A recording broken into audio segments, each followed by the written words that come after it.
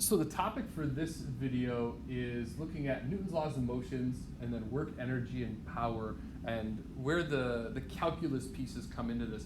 Again, this isn't a complete review of everything regarding Newton's laws and work, energy, and power, but really just where that calculus mostly comes in to these topics. So Newton's laws of motions, in and of themselves, there isn't a lot of calculus. Primarily, these just get used to create some of the other formulas. Now, there still is some calculus behind the scenes. So, for example, Newton's first law, normally we hear it as for every an object at rest tends to stay at rest unless acted on by an outside force. An object in motion tends to stay in motion unless acted on by an outside force.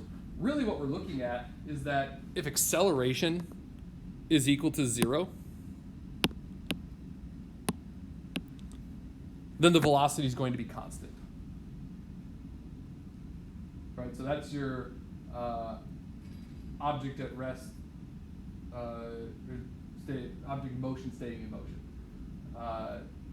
If acceleration is non-zero, then your velocity will not be constant.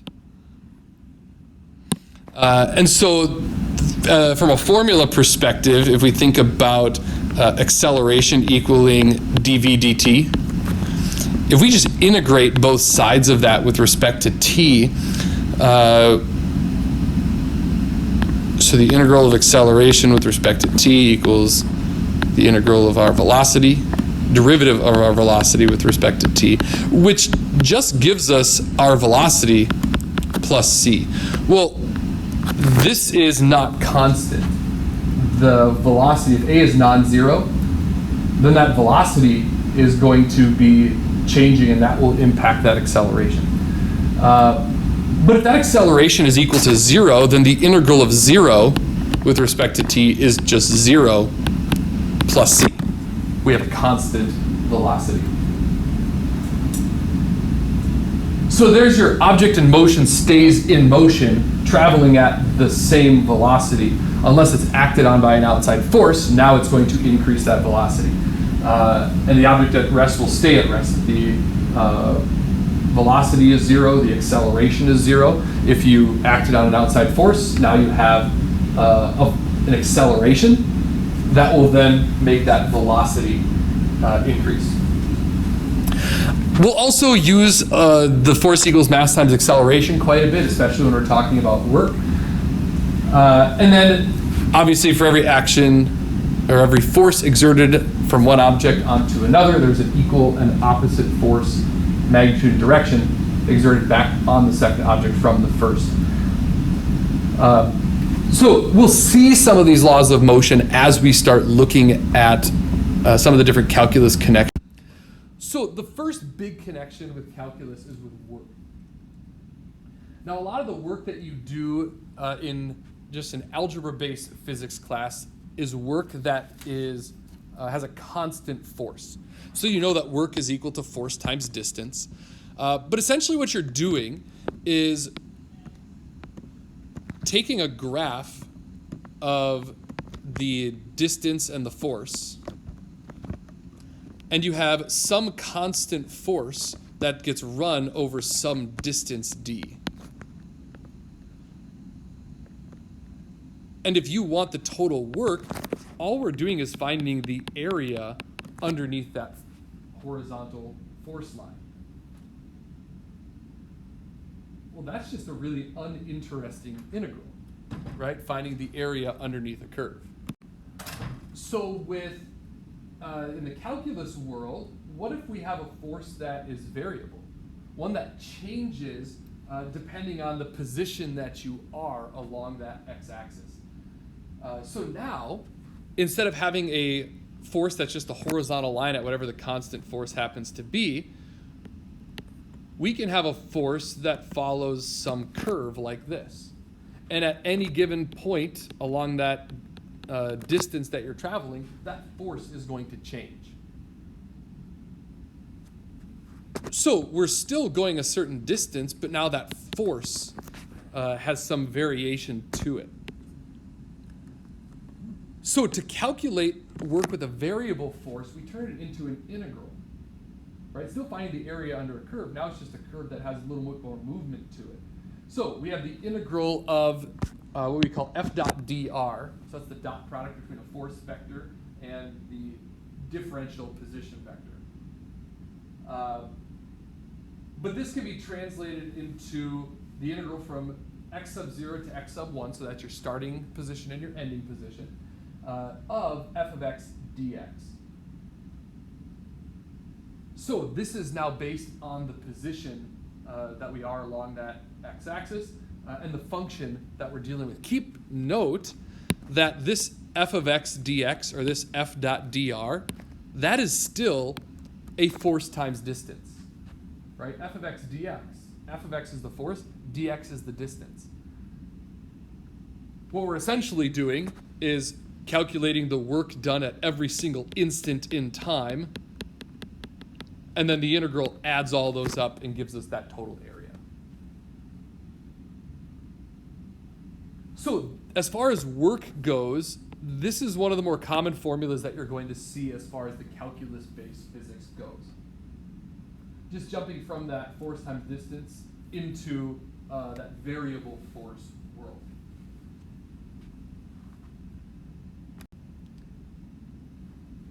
So if you want to, you can try and pause this video and try out this first problem. Keep in mind there is a second part to it. There's some information here that's not necessary for this first part of the problem. So see if you can sift through how to calculate the net work done with a force of 4x.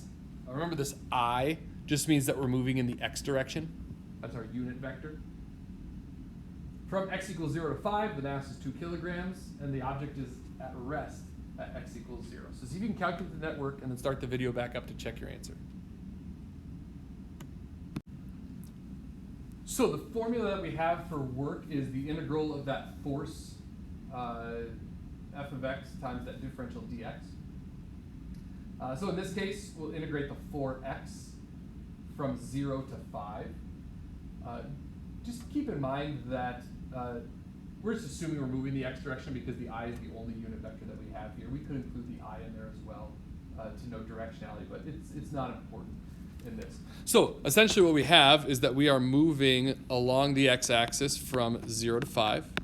We have a force of 4x, so at time 0, the force is 0. But at time 5, the force is up at 20. Right? So as time goes on, that force is increasing. And so if we want the total work done, we need to find the area underneath this curve right here from 0 to 5. So we can do that with an integral. Integrate 4x from 0 to 5, that's 2x squared from 0 to 5. Notice that this is completely independent of mass. So we don't need to bring mass into this formula at all right now. Even your regular work formula is just force times distance. That's if you know the force, it's independent of mass. Now, if you don't know the force and you have to do mass times acceleration, now we get into a whole different world, right? But in this case, we know the force function, so the mass doesn't matter. So then plug in the 5 and the 0, and we get 50 joules of net work.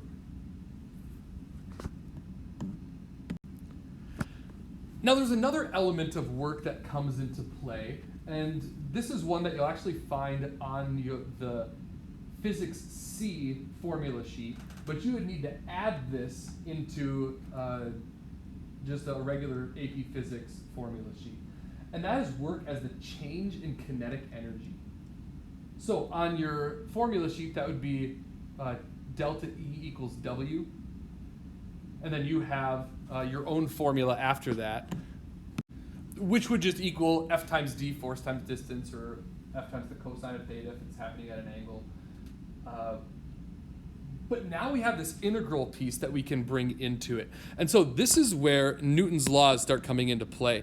So we're looking at the object of a mass that's acted on by a variable force. So object mass M acted on by variable force F of S. That depends on the position x.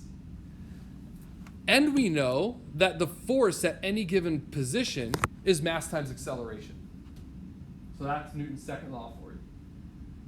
As a derivative, acceleration is dv dt, the derivative of velocity with respect to time. So what we were dealing with for work is that f of x dx. Well, f of x dx, the f of x is just mass times acceleration, m times dv dt times dx. So we just did a quick substitution there for force, f of x. Well, using some chain rule action, we could change the dv dt into dv dx and dx dt. So our goal here is to get things out of terms of x and into terms of time.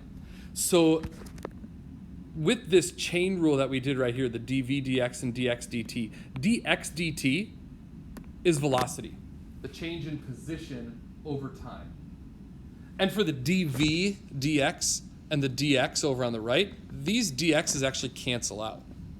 So our new formula here is now m times v times dv. And that's what we have right here. Mass times velocity times that differential in terms of velocity, dv. So think about what this looks like in terms of our work formula. Our work formula was the integral of f of x dx. But we can now replace f of x dx with our mv dv. And now, instead of integrating from our initial x to our final x, we can integrate from our initial velocity to our final velocity. So our limits of integration have just changed. So, excuse some of my notation, I'll fix it as we go. So integrate this, with respect to v, we get mv squared over 2. And evaluate that from v sub 0 to v sub 1. Which, this is the part I'm changing here. There we go. Which equals 1/2 mv sub 0 squared minus 1/2 mv sub 1 squared. Well, 1/2 mv squared, isn't that your formula for kinetic energy? So this is now comparing the final velocity, v sub 1, final kinetic energy, v sub 1, with the initial kinetic energy, 1/2 mv sub 0 squared. Subtract those, and that gives us our change in kinetic energy. So the work that's done over time, or over a distance, is equal to that change in kinetic energy. And so that's why on your formula sheet you have work as that delta E, as that change in energy. This is now just a way for us to calculate that when we have a variable force.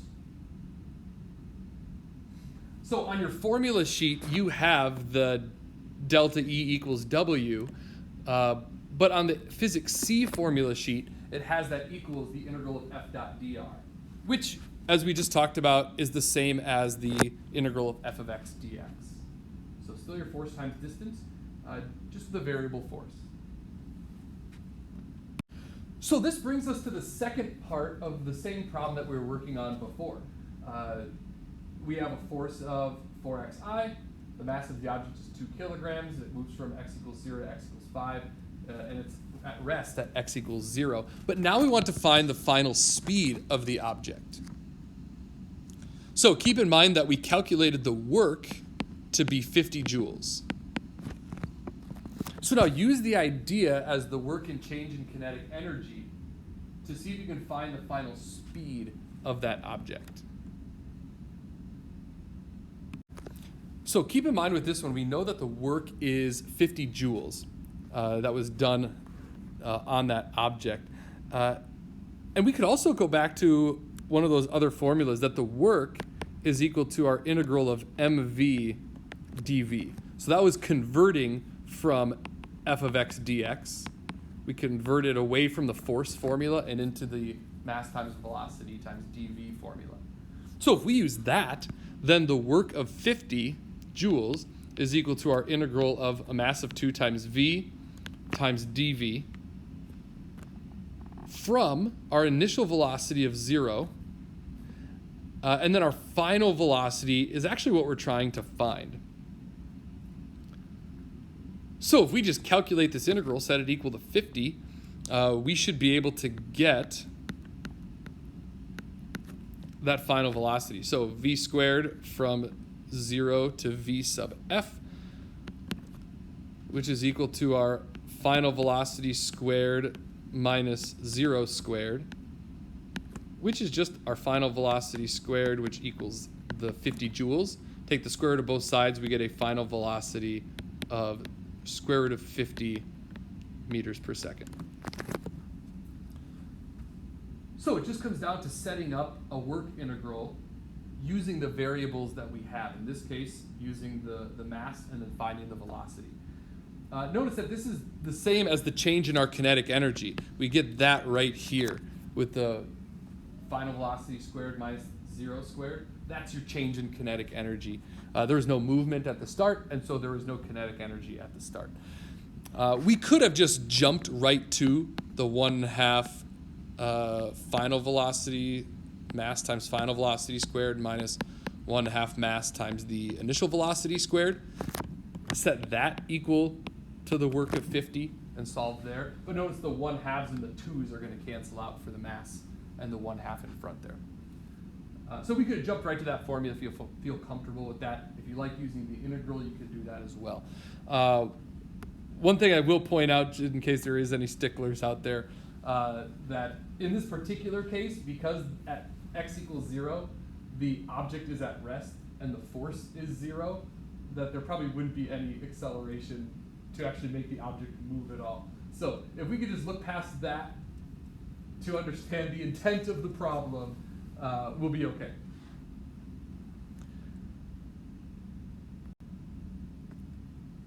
So let's try another work problem here. See how you can put together all of the work and kinetic energy stuff that we talked about. So we have the only force acting on an object is given by the function f of x equals 2 minus 4x. So we want to find the change in the object's kinetic energy as it moves from x equals 2 to x equals 1. So pause right here and see if you can calculate that change in kinetic energy. So we can start with that formula. The change in kinetic energy is equal to the integral of f of x dx from x sub 0 to x sub 1, our starting x to our ending x. So this is just one of our work formulas, but I chose this one because we're given the force function f of x. So instead of being given the mass, we're given the force. And so let's use that force in terms of the position x. So we have the integral from 2 to 1, so we're kind of going backward in position. And that's okay, we can integrate like that.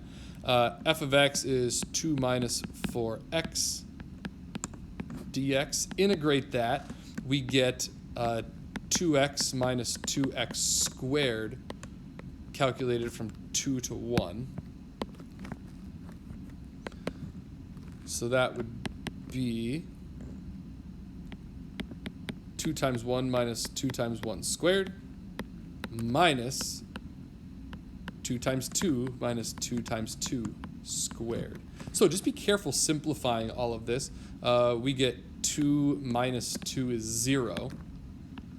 Minus, and then in the second set of parentheses here, we get 4 minus 8, which is negative 4. So we have a 0 minus a negative 4, which is positive 4.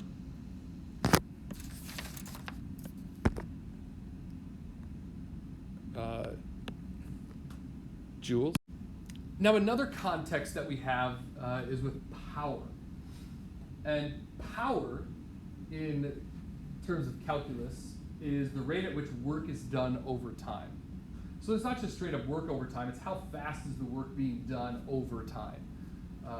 What is that rate? So as a derivative, we can call that power equal to dw dt. So the change in work over the change in time, just on a differential level. And we could also see that as the change in energy over time. I've seen it described both ways. because work and energy and the change in energy are essentially the same. So there's a few calculations that come into play here as we're dealing with power. And one of those is dealing with average power, which is just equal to the net work done over time. So how much work was done? How much time did you do it in? Divide those and you'll get the average amount of power.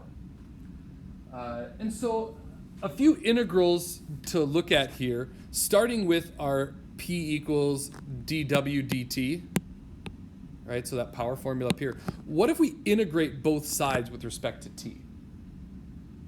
So we'll integrate the left side as the integral of P dt, and then integrate the left side, the integral, or right side, integral of dW dt dt. Well, integrating dW dt times dt, that's just our work. That is the net work when we do that integral, when we integrate that derivative. So the work is equal to the integral of our power with respect to time. So this is where our average power comes into play. If our average power is the total amount of work or the total amount of power over the amount of time that we're dealing with, then we can just take the integral of our power with respect to time over the change in time, delta t. Well, we just saw up above there that that integral of power with respect to time is the integral of our dW dt with respect to time, which is just our work over the total time, delta t. So average power actually gives us a really simple formula of W over delta t, but we have to get through some integrals to get there. So that is one formula that you will want to keep track of. And as far as your formula sheet goes, the power formula that you're given is just this first one up at the top.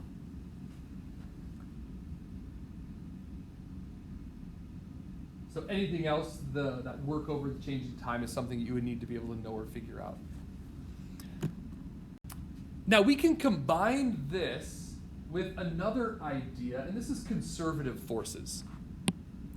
So conservative forces is when the work done on an object depends only on the initial and final position. So the path that it takes to get from the initial to final spot doesn't matter.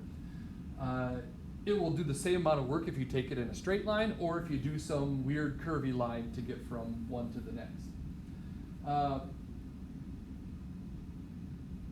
And this often happens with gravitational forces. This is one of the big ones that this gets used in as conservative forces. There are others out there, but gravitation is the one that comes up in physics C frequently. So, as such, if the work only depends on the initial final position, and the initial and final position are the same, then the object underwent displacement that completes a closed path, right? It starts and ends at the same spot, and that net work is zero. That the amount of work done to go forward was then undone by the work, the negative work, that moves you back to your starting position, and your net work was zero. So the distance traveled might not be zero, but the work done was. So when we're dealing with conservative forces, the potential energy is actually the negative of the work done. So if you want to calculate potential energy, we'll call that delta U, the change in potential energy, is the negative work. So that's our integral of F dot dr. You'll notice the CF in here is just noting that this is a conservative force. And then also note that negative out in front. So we can go calculate the work, make it negative, and now you know what the change in potential energy was. As a differential equation or differential notation, we can write this as F sub x, so that force in particular in this case in the x direction, as a one-dimensional force, is equal to the negative derivative of u of x dx, where u of x is the potential function.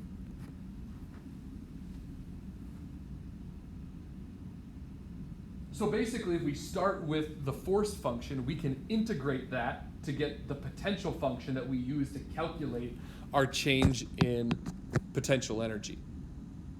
So you find that potential energy, you integrate the force. So if you know the function for potential energy, you can take the derivative of that to find the function for the force field itself.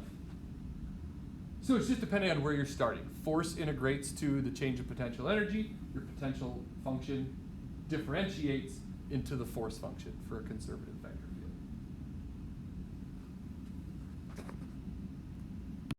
So I have a couple problems here that actually start bringing some of these ideas together.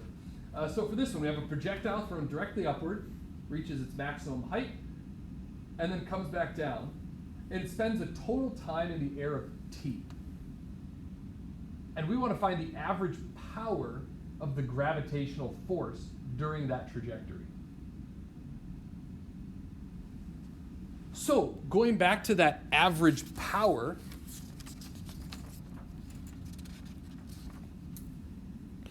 we developed that formula that power, the average power, is equal to the total work over the total time. Well, okay, so if we want average power, we need to calculate the total work and the total time. Well, the total time should be relatively easy because it's just time t. It tells us right in the problem. But the total work done takes a little bit of thinking. So the first thing that we need to note is that we're dealing with the force of gravity. This gravitational force is conservative. We also note that if we're just throwing a ball straight up in the air and then catching it, the initial and final positions are the same.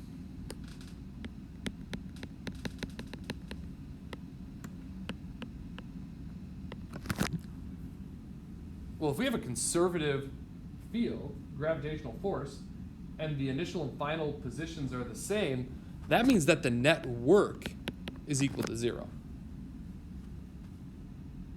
All the work that was done on its way up is negated by all the work that's being done on the way down. And so we end up with 0 divided by t, which is just equal to 0 for that power, the average power. So a few different ideas coming together in this one, and that's why I wanted to show both the power formula, the average power, and the conservative forces, because they come together nicely in this problem right here. But there's a lot that you have to recognize. Not a lot of calculations, but a lot of individual pieces that need to come together to justify that answer of 0.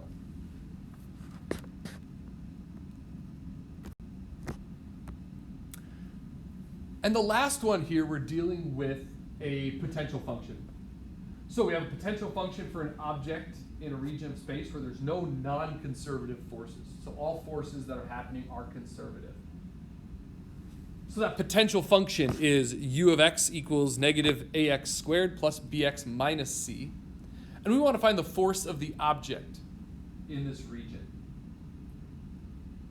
So this is one where instead of starting with the force and integrating to get the change in potential energy, we can start with that potential function and take the derivative of it to get that force. So if we take the derivative of this, we get derivative of u of x dx is equal to negative 2ax plus b. Now be careful with this, because when we're defining the force of the object, this was equal to the negative derivative of u of x dx. And so calculating the derivative of u of x dx, we need to multiply that by a -1 to get positive 2ax minus b for that force. And that's how we get letter A. So probably the biggest element of calculus that you would probably be asked to do actual calculations is with work and being able to calculate a variable force over a certain distance or a certain amount of time type of deal. But then when it comes to that power and that energy, we also use that calculus to justify some new formulas, to justify some of that change in kinetic energy or some of these power and potential function formulas.